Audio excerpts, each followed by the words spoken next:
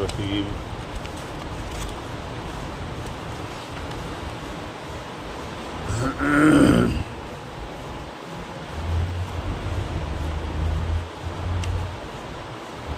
قلنا یا آدم اسکن انت وزوجک الجنة وکلا منها رغدا حیث شئتما ولا تقربا هذه الشجرة فتكونا من الظالمين فأزلهما الشيطان عنها فأخرجهما مما كانا فيه وقلنا اهبطوا بعضكم لبعض عدو وَلَكُمْ فِي الْأَرْضِ مُسْتَقَرٌّ وَمَتَاعٌ إِلَىٰ حِينٍ۔ اوپر والی آیت میں حضرت آدم علیہ السلام کے واقعات کی تفصیل ہے کہ اللہ تعالیٰ نے حضرت آدم علیہ السلام کو پیدا کرنے کے بعد حضرت آدم علیہ السلام کی برتری کو ملائکہ کے اوپر ظاہر کرنا چاہا، اور اس برتری کو ظاہر کرنے کی ضرورت اس وجہ سے پیش آئی کہ چونکہ آدم علیہ السلام کی پیدائش سے قبل ان ملائکہ نے اشکال کیا تھا،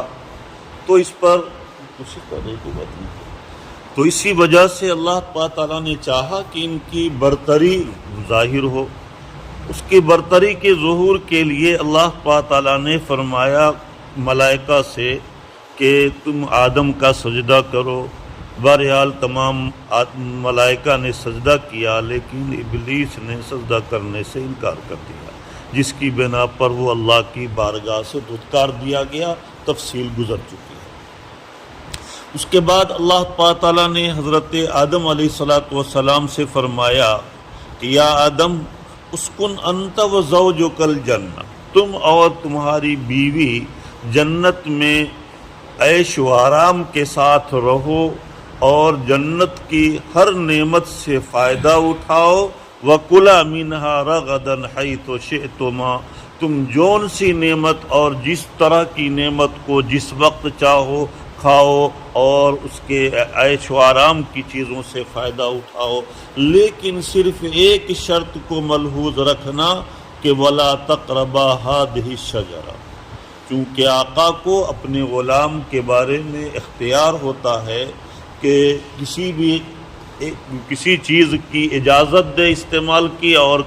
کچھ چیزوں کے استعمال کرنے سے روک دے۔ اللہ تعالیٰ نے حضرت آدم علیہ السلام سے فرمایا کہ ہر طرح کی نعمتوں سے تو فائدہ اٹھا سکتے ہو، البتہ اس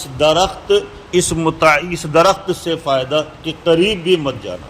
قریب بھی نہ جانے کا مطلب یہ ہے کہ اس سے فائدہ نہ اٹھانا، ورنہ اگر تم نے اس درخت سے فائدہ اٹھایا، اس درخت کے پھل کو کھا لیا، فَتَكُونَ مِنَ الظَّالِمِينَ، چنانچہ تم دونوں اپنے نفس پر ظلم کرنے والے بن جاؤ گے، کہ چونکہ میرے حکم کی خلاف ورزی ہوگی اور اس حکم کی خلاف ورزی کی بنا پر تم سزا کے مرتکب ہوگے اور جنت کی نعمتوں سے محروم کر دیے جاؤ گے۔ گویا کہ جنت کی نعمتوں سے محروم کیا جانا یہ اپنے نفس کے اوپر یہ ظلم ہوا، اپنے عمل کی وجہ سے ہوا، اس وجہ سے اس کو اپنے نفس پر ظلم سے تعبیر کیا گیا۔ فَأَزَلَّهُمَا الشَّيْطَانُ عَنْهَا فَأَخْرَجَهُمَا مِمَّا كَانَا فِيهِ، چنانچہ شیطان نے حضرت آدم اور حضرت حوا کو لغزش میں پھسلایا، یعنی پھسلانے کی کوشش کی، اور ان کو مختلف طریقے سے ان کو واقع جو ہے یہ ان کے ذہن میں یہ باور کرانے کی کوشش کی کہ یہ اس شجر ممنوعہ کو وقتی طور پر ممنوع قرار دیا گیا تھا، جیسے کسی مریض کو جب مرض سے افاقہ ہو تو بہت ساری چیزوں کے کھانے سے روک دیا جاتا ہے، اور بعد میں پھر جب اس کے قوا مضبوط ہو جاتے پھر اس کو کھانے کی اجازت دے دی جاتی۔ اسی طریقے سے شیطان نے ورغلایا ان حضرات کو کہ حضرت آدم اور حضرت حوا کو کہ اللہ تعالیٰ نے جس وقت آپ حضرات کو پیدا کیا تو قوا کمزور تھے، اور اس درخت کے پھل کو کھانے کے لیے تمہارے قوا متحمل نہیں تھے، اسی وجہ سے منع کیا تھا۔ اب تو ایک عرصہ گزر گیا جس کی وجہ سے قوا مضبوط ہو گئے، اب اس کو کھانے میں کوئی مذائقہ نہیں ہے، لہذا جو ممانعت تھی وہ ختم ہو گئی۔ حضرت آدم علیہ السلام سے بھی اجتہادی غلطی ہوئی، چونکہ حضرت آدم علیہ السلام نبی ہیں اور نبی معصوم ہوتے ہیں، اور نبی سے کسی گناہ کا صدور نہیں ہوتا۔ چنانچہ حکیم الاسلام قاری طیب صاحب نوّر اللہ مرقدہ نے دلائل سے ثابت کیا ہے کہ مختلف دلائل سے کہ انبیاء کے معصوم ہونے کی وجہ کیا ہے۔ انبیاء کے معصوم ہونے کی ایک وجہ انہوں نے 3 وجہ بیان فرمائی ہے۔ ایک وجہ یہ بیان کیا ہے کہ انبیاء کی خلقت میں جنتی اجزاء کی اکثریت ہوتی ہے، جنت کے اجزاء بکثرت اس میں شامل ہوتے ہیں اور دنیا کے اجزاء اس میں برائے نام ہوتے ہیں۔ جنت کے اندر چونکہ کبھی کسی گناہ کا دل میں خیال بھی نہیں ہوگا، اس وجہ سے انبیاء کے اجزاء میں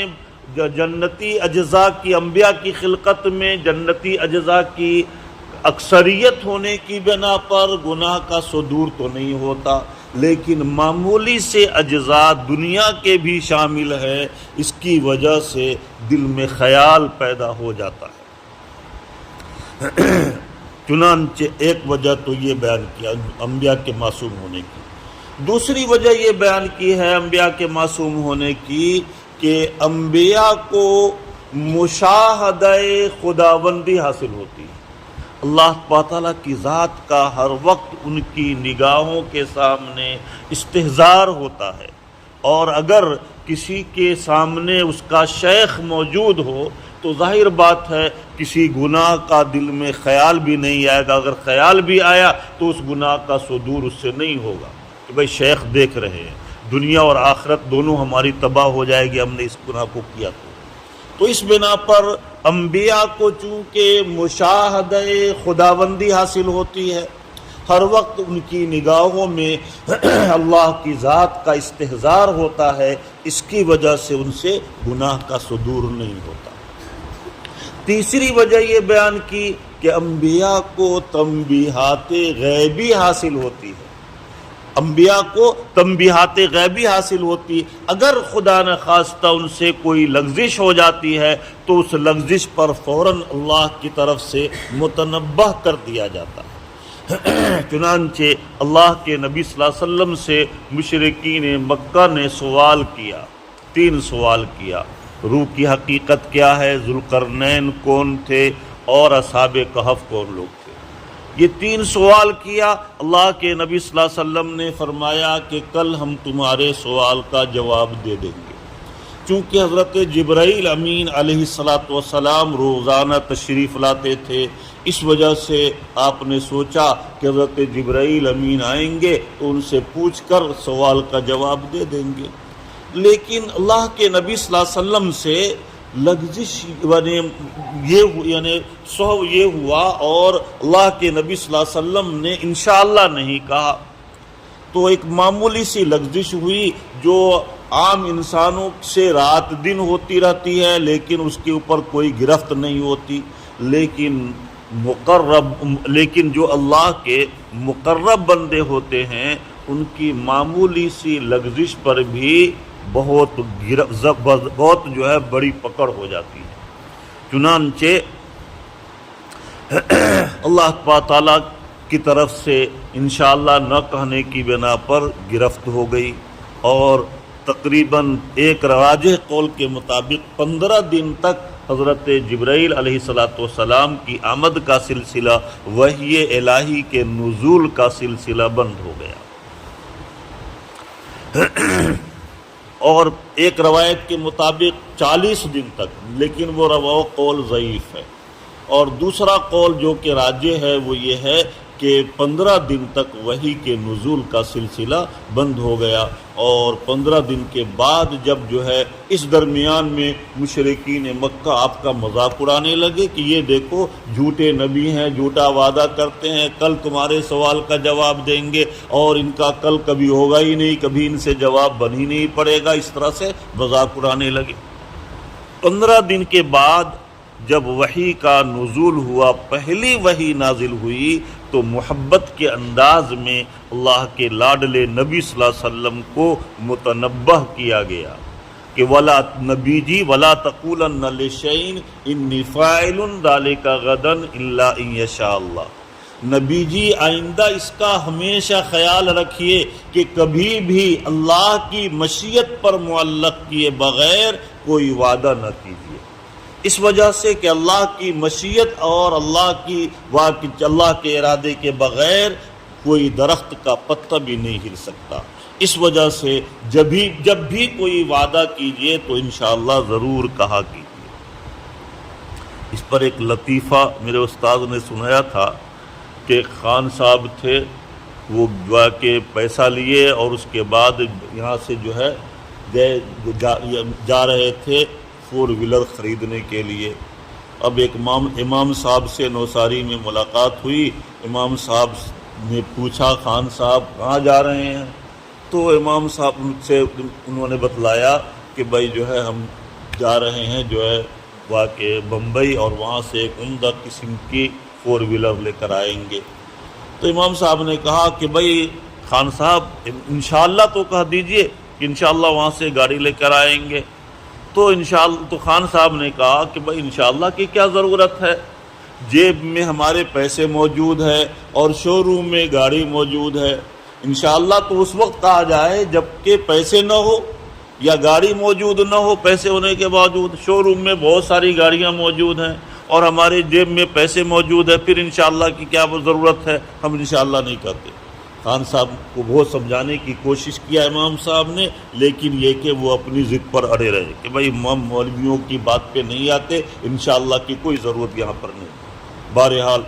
خان صاحب گئے اور اس کے بعد بمبئی اترے، جا کر کے شو روم میں گئے اور پھر جا کر کے جو ہے انہوں نے اپنی مرضی کے پسند کے مطابق گاڑی بھی کو آرڈر دے دیا، گاڑی بھی کسوا لیا، نکلوا لیا، اور اس کے بعد جب پیمنٹ کا وقت آیا تو ہاتھ جب جیب میں ڈالا تو معلوم ہوا کہ جیب آر پار، جیب میں ہاتھ باہر نکل گیا، جیب کٹ گئی تھی، پورا پیسہ غائب۔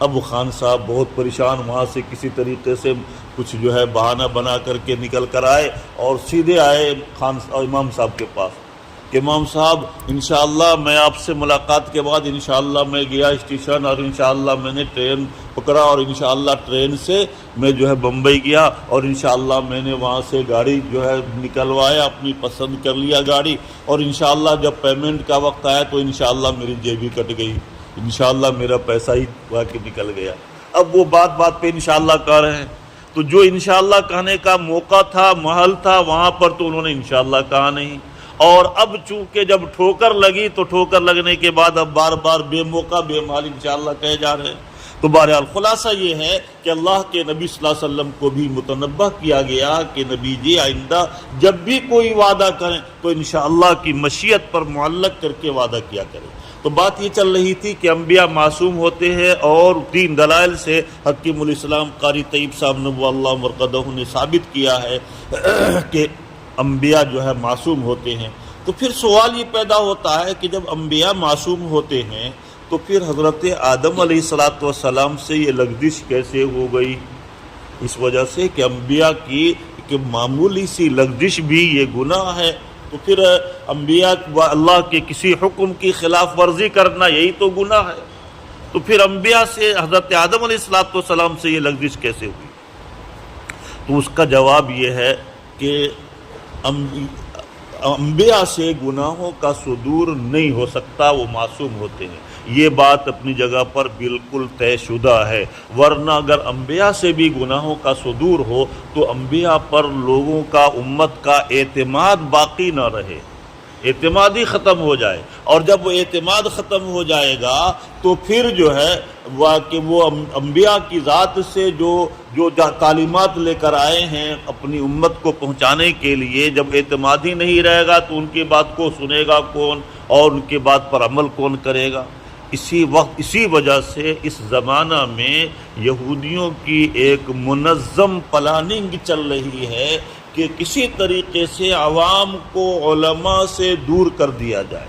عوام کے دل میں علماء کی نفرت ڈال دی جائے، اس وجہ سے کہ جب عوام علماء کی بات کو نہیں مانیں گی اور ان سے دوری ہو جائے گی تو پھر وہ ان کی بات کو نہیں مانیں گے، تو پھر جو بھی مسئلہ پیش آئے گا وہ اپنی منمانی کریں گے، علماء سے نہیں پوچھیں گے، اور علماء سے پوچھے بغیر اپنی منمانی کریں گے تو ایسی صورت میں وہ خود بھی گمراہ ہوں گے، دوسروں کو بھی گمراہ کریں گے۔ تو اس وجہ سے واقعی یہ ایک منظم سازش چل رہی ہے، بلکہ آج سے نہیں بلکہ وہ بہت شروع سے ہی یہودیوں کی یہ پلاننگ چلتی آ رہی ہے۔ بہرحال تو خلاصہ یہ ہے کہ حضرت آدم علیہ السلام سے گناہ نہیں ہوا، بلکہ ان سے جو ہے یہ ایک طرح کا سہو ہو گیا، اجتہادی غلطی کہہ لیجیے کہ اجتہادی غلطی ہو گئی۔ اجتہادی غلطی یہ ہے کہ حضرت آدم علیہ السلام نے یہ سمجھا کہ لا تقربا تکوینی اجتہادی غلطی بھی کہہ سکتے ہیں، اس کو اجتہادی غلطی بھی کہہ سکتے ہیں، اور چونکہ اللہ کی طرف سے یہ معاملہ طے ہے جب ہی ان کے دل میں اس کام کو کرنے کا ارادہ ڈالا گیا، شجر ممنوعہ کو کھانے کا ارادہ ڈالا گیا۔ یہ تکوینی نظام اگر نہیں ہوتا تو ان کے دل میں یہ بات ڈالی ہی نہیں جاتی۔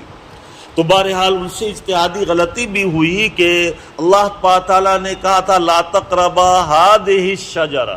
اس درخت کے قریب مت جاؤ۔ انہوں نے سوچا کہ یہ متعینہ درخت مراد ہے، اور اس جیسا جو دوسری جگہوں پر درخت ہے اس سے منع نہیں کیا گیا ہے۔ بہرحال تو حضرت آدم علیہ السلام نے یہ جو ہے اجتہادی غلطی کی بنیاد پر اور اس واقع انہوں نے جو ہے یہ ایک درخت شجر ممنوعہ کو کھا لیا، اور اللہ کی طرف سے یہ تکوینی نظام بھی تھا کہ بھائی جو ہے اگر حضرت آدم علیہ السلام کو دنیا میں اتار کر اور خلافت ارض اور زمین کی خلافت اور نیابت سونپنا تھا، یہ زمین پر اولاد آدم کو آباد کرنا مقصود تھا پہلے سے، یہ تو ایک بہانہ بنایا گیا واقع جو ہے شیطان کے ورغلانے کا اور شجر ممنوعہ کے کھانے کا۔ تو فَأَزَلَّهُمَا الشَّيْطَانُ عَنْهُمَا أَنْهَا، چنانچہ شیطان نے پھسلا دیا واقع جو ہے اس سے، یعنی اس شجر ممنوعہ سے، یا یہ کہیے کہ جنت سے نکلنے کی واقع جو ہے اس شجر ممنوعہ سے، اور وَأَخْرَجَهُمَا، چنانچہ حضرت آدم علیہ السلام اور ان کی بیوی، ان دونوں کو جنت کی ان نعمتوں سے نکال دیا جن نعمتوں کے اندر رات دن جن نعمتوں سے فائدہ حاصل کر رہے تھے، یعنی اس شجر ممنوعہ کو واقع کھانے پر مجبور کیا، اور حضرت وسوسہ ڈال کر، مختلف خیالات ڈال کر، اور حضرت آدم علیہ السلام اور حضرت حوا نے اس شجر ممنوعہ کو کھا لیا۔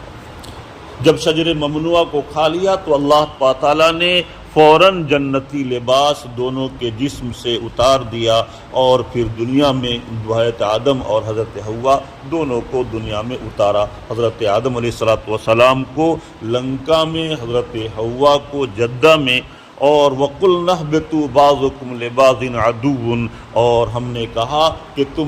تم لوگ اتر جاؤ۔ یہاں پر واقع جمع کا صیغہ لایا گیا، حضرت آدم علیہ السلام اور حضرت حوا دونوں کو اتارا گیا تھا، لیکن جمع کا صیغہ لایا گیا چونکہ حضرت آدم اور حضرت حوا سے ایک کثیر تعداد میں اولاد کے وجود میں آنا مقصود تھا، اس وجہ سے جمع کا صیغہ لایا گیا۔ اہبطوا بعضکم لبعض عدو، یا پھر یہ کہ عزازیل کو بھی اتارا گیا تو عزازیل بھی ساتھ میں جمع کا صیغہ ہو گیا۔ تو اہبطوا بعضکم لبعض عدو، کہ تم لوگ اس جنت سے نیچے اتر جاؤ، جنت زمین پہ چلے جاؤ، اس حال میں کہ تم میں سے بعض دوسرے بعض کے دشمن ہو گے۔ اللہ تعالیٰ نے پہلے ہی بتا دیا کہ اس دنیا میں جانے کے بعد آپس میں ایک بھائی دوسرے بھائی کے جو ہے ایک بھائی کے دل میں دوسرے بھائی کی دشمنی یہ ازلی طور پر قائم اور باقی رہے گی، تاکہ دنیا کے اندر چونکہ چند دن رہنا ہے، لہذا یہ جو ہے دنیا کے اندر کوئی نہ کوئی رنج اور فکر جو ہے یہ ہمیشہ واقع طاری رہے۔ اسی وجہ سے کہا گیا کہ آپس میں ایک دوسرے کی عداوت اور دشمنی یہ ڈال دی گئی ہے، تاکہ سکون اور اطمینان اور راحت و آرام اور بے فکر کے ساتھ اس دنیا میں انسان زندگی نہ گزارے۔ چنانچہ اللہ کے نبی نے بھی فرمایا کہ الدنیا سجن المؤمن و جنت الکافر، دنیا جو ہے مومن کے لیے قید خانہ ہے، اور قید خانہ چاہے سونا کا ہی کیوں نہ ہو اور اس میں ہر طرح کا راحت و آرام ہی کیوں نہ ہو، لیکن انسان کی ہر خواہش وہاں قید خانے میں پوری نہیں ہو پاتی۔ اس وجہ چاہے جتنا بھی راحت و آرام ہو لیکن قید خانے میں ہر خواہش پوری نہیں ہوا کرتی۔ اسی طریقے سے دنیا میں کسی بھی انسان کی ہر خواہش کبھی نہ پوری ہوئی ہے اور نہ ہوگی۔ اور اس دنیا کے اندر یہ ضابطہ یاد رکھیے کہ اس دنیا میں ہر انسان پریشان ہے، صرف پریشانی کی نوعیت بدل جاتی ہے۔ اگر کوئی بہت بڑا کروڑ پتی ہے، ارب پتی ہے، لاکھ پتی ہے تو وہ بھی پریشان، اس کی پریشانی کی نوعیت الگ ہے۔ اگر کوئی خاک پتی ہے، اس کے پاس ایک وقت کے کھانے کا انتظام نہیں تو وہ پریشان ہے، لیکن اس کی پریشانی کی نوعیت الگ ہے۔ تو گویا کہ اس دنیا میں ہر انسان پریشان ہے، صرف پریشانی کی نوعیت الگ ہے۔ اس کی وجہ یہی ہے کہ اللہ کے نبی صلی اللہ علیہ وسلم نے فرمایا یہ دنیا مومن کے لیے قید خانہ ہے، اور قید خانے میں ہر طرح کا راحت و آرام حاصل نہیں ہوا کرتا۔ فرمانا ہے کہ وَلَكُمْ فِي الْأَرْضِ مُسْتَقَرٌّ، کہ تم کو اس دنیا کے اس روئے زمین پر ایک متعینہ مدت تک ٹھہرنا ہے۔ یہ ہمیشہ کا گھر نہیں ہے، بلکہ یہ اس دنیا میں قیام کی مثال ایسی ہے جیسا کہ کوئی مسافر لمبے سفر پر جا رہا ہو اور راستے میں ایک ٹرین سے اتر کر دوسری ٹرین کے انتظار میں پلیٹ فارم پر بنے ہوئے ویٹنگ روم میں چند گھنٹے کے لیے آرام کے لیے رک گیا ہو۔ اب گویا کہ اب وہ اگر وہ یہ سمجھے کہ بھئی یہ ویٹنگ روم میں ہم کو واقع چند گھنٹے تک رہنا ہے، تو اب وہ جتنا اس کے پاس پونجی ہے، پیسے ہے، سارے پیسے کو، ساری پونجی کو وہ اس ویٹنگ روم کے سجانے میں لگا دے، اور اپنے آخرت کے لیے، اپنے اگلے سفر کے لیے پیسے اور باقی سامان کا انتظام کر کے نہ رکھے، تو ظاہر بات ہے اس کو اگلے سفر میں پریشانی ہوگی، اور کوئی انسان اس کو عقل مند نہیں کہے گا۔ بلکہ دانشمندی کا تقاضا یہ ہے کہ اگر ویٹنگ روم میں چند گھنٹہ رہنا ہے، وہاں پر اگر کوئی پریشانی بھی ہے تو تھوڑی دیر کی پریشانی برداشت کر لے، اس امید پر کہ اگلے سفر میں ہم اپنے منزل پر جب پہنچ جائیں گے تو وہاں آرام ہی آرام ہے۔ اسی طریقے سے یہ دنیا کی چند روزہ زندگی جو ہے یہ ہمارے ویٹنگ روم کے قیام کی مثال ہے۔ یہاں پر ہم ایک گاڑی سے اتر کر آئے ہیں، دوسری گاڑی کے انتظار میں ہے۔ اب ہماری دوسری گاڑی جیسے ہی آئے گی ہم اس ویٹنگ روم سے اگلی منزل کے لیے روانہ ہو جائیں گے، ہم اپنے اصلی مستقر کے لیے روانہ ہو جائیں گے۔ تو دانشمندی کا تقاضا یہ ہے کہ جو ہمارا اصلی گھر ہے اور ہمیشہ کا گھر ہے، جہاں ہمیشہ رہنا ہے، وہاں کی فکر کی جائے، اور وہاں کے راحت و آرام کی فکر کی جائے، اور راحت و آرام کی ابھی سے تیاری کی جائے۔ اللہ تعالی ہمیں اور آپ کو اس کی توفیق عطا فرمائے۔ وَلَكُمْ فِي الْأَرْضِ مُسْتَقَرٌّ، کہ تم کو اس روئے زمین پر ایک متعینہ مدت تک ٹھہرنا ہے، وَمَتَاعٌ إِلَىٰ حِينٍ، اور ایک متعینہ مدت تک فائدہ اٹھانا ہے۔ یہ دنیا اور دنیا کی جتنی چیزیں ہیں متاع کہتے ہیں ایسی چیز کو، یہ دنیا کی تمام چیزوں کو متاع سے تعبیر کیا گیا ہے۔ متاع کہتے ہیں ایسی چیز کو جس سے چند دن فائدہ اٹھایا جائے اور پھر اس کو کچرا پیٹی میں پھینک دیا جائے. جیسے ہمارے گھر میں جو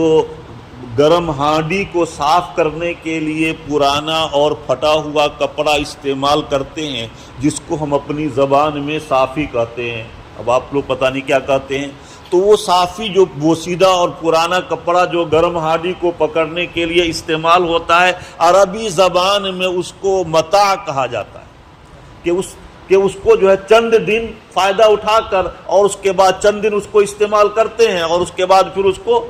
کچرا پیٹی میں پھینک دیتے ہیں. گویا کہ عربی زبان میں اس چتھڑے کو متاع کہا جاتا ہے. اللہ پاک قرآن نے، اللہ کے نبی نے فرمایا کہ ان الدنیا کلھا متاع، کہ دنیا کی کیا الدنیا کلھا متاع، کہ پوری کی پوری دنیا متاع ہے، وہ چتھڑے کی طرح سے ہے. وخیر متاع الدنیا المرأۃ الصالحہ، اور دنیا کے تمام متاع میں سے بہترین متاع، یعنی چند دن فائدہ اٹھانے کا جو سامان ہے، اس میں سے بہترین سامان نیک اور صالح بیوی ہے. اگر کسی کو نیک اور صالح بیوی مل گئی تو بس یہ سمجھیے کہ دنیا ہی اس کے لیے جنت کا نمونہ بن جاتا ہے، کہ اس کو خیر اور طاعت کے کاموں کی وہ جو ہے میں معاون ہوتی ہے. لیکن اگر کسی کو دنیا کے اندر بد مزاج اور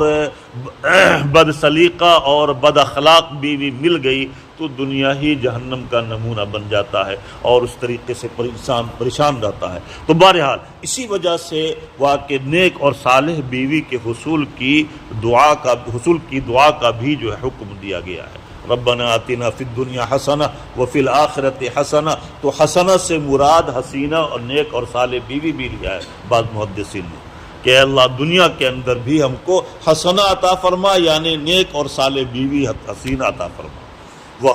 وفی الآخرۃ حسنہ، اور جنت کے اندر بھی حسنہ یعنی اللہ کی حور عطا فرما. جنت کے اندر جب جائیں گے تبھی جا کر کے وہ حور ملے گی. بہرحال تو اللہ تعالیٰ نے فرمایا کہ وَلَكُمْ فِي الْأَرْضِ مُسْتَقَرٌ، تم کو ایک متعینہ مدت تک اس روئے زمین پر رہنا ہے، وَمَتَاعٌ إِلَىٰ حِينٍ، اور ایک متعینہ مدت تک دنیا کی چیزوں سے تم کو فائدہ اٹھانا ہے، اور پھر فائدہ اٹھانے کے بعد ہمیشہ کے لیے تم کو واقع پھر جو ہے جنت میں ہی آ جانے کا ہے، وہی رہنا ہے.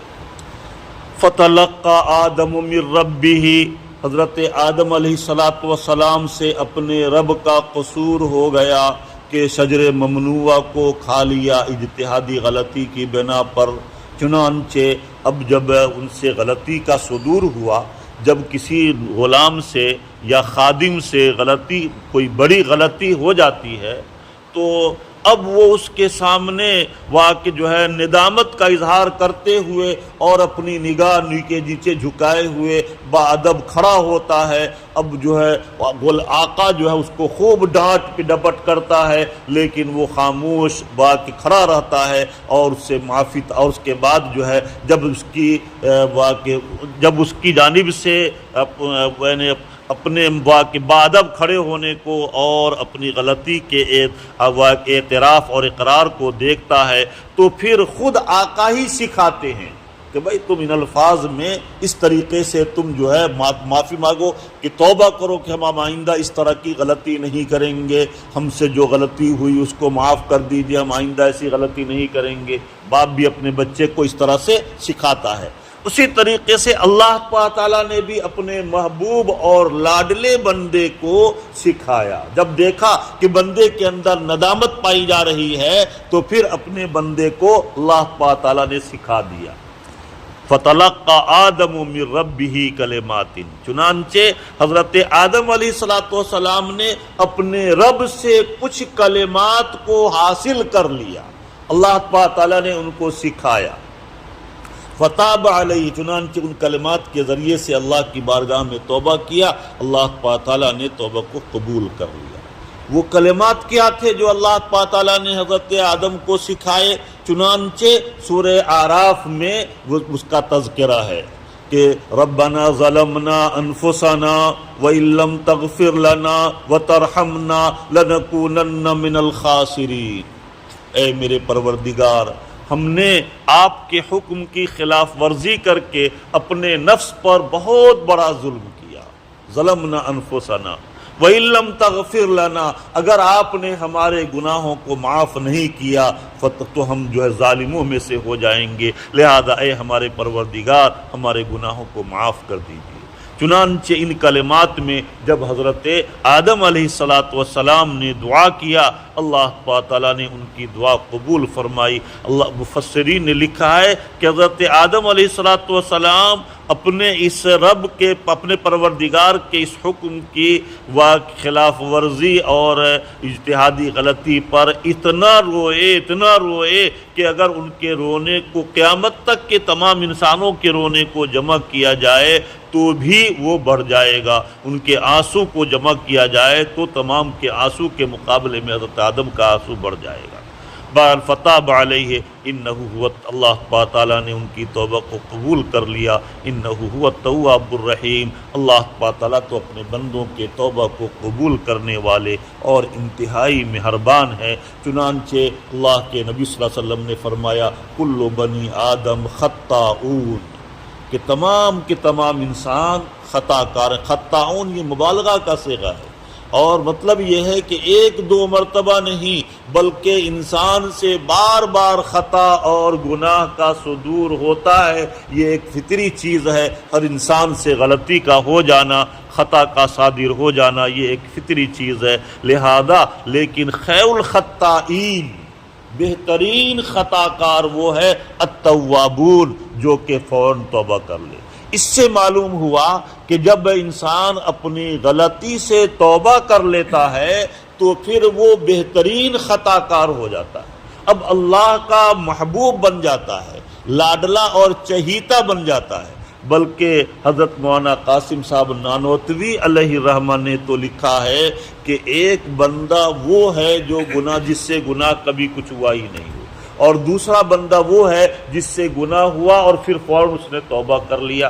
تو دونوں کے مقابلے میں اللہ کی نظر عنایت اور توجہ اس گناہ کر کے توبہ کرنے والے بندے کی طرف زیادہ بڑھ جاتی ہے، اور اس کی وجہ یہ بیان کی کہ جیسے اگر کپڑا بنتے ہوئے، اگر مشین چلاتے ہوئے کوئی دھاگا ٹوٹ جائے تو اس میں گرہ لگا دیتے ہیں، تو اب جہاں پر گرہ لگا ہے کپڑا بننے والے اور مشین چلانے والے کی بار بار نگاہ کہاں جاتی ہے؟ اس گرہ پر جاتی ہے کہ کہیں ایسا نہ ہو کہ اس میں کوئی دوسرا دھاگا پھنس کر اور کپڑا خراب ہو جائے۔ اسی طریقے سے اللہ تعالیٰ کی توجہ اس بندے پر خاص توجہ رہتی ہے کہ میرا بندہ جو گناہ سے سچے دل سے توبہ کر لیا ہے کہیں ایسا نہ ہو کہ پھر سے اس کے کوئی گناہ صادر ہو جائے۔ اس بنا پر جب بھی کوئی گناہ ہو تو فوراً اللہ کی بارگاہ میں 2 رکعت نماز پڑھ کر اور سچے دل سے توبہ کر لینا چاہیے۔ توبہ کی قبولیت کے لیے پہلے بھی بتایا جا چکا ہے کہ 3 شرائط بیان کیے گئے ہیں۔ سب سے پہلی شرط تو یہ ہے کہ جس گناہ سے توبہ کر رہا ہے اس گناہ کو چھوڑ دے۔ دوسری شرط یہ کہ دل میں ندامت اور بے چینی اور بے قراری ہو، افسوس ہو کہ بھئی ہم نے اتنے بڑے حاکم کے حکم کو توڑا۔ اور تیسری شرط گویا کہ یتعلم القلب، دل بے چین ہو جائے۔ اور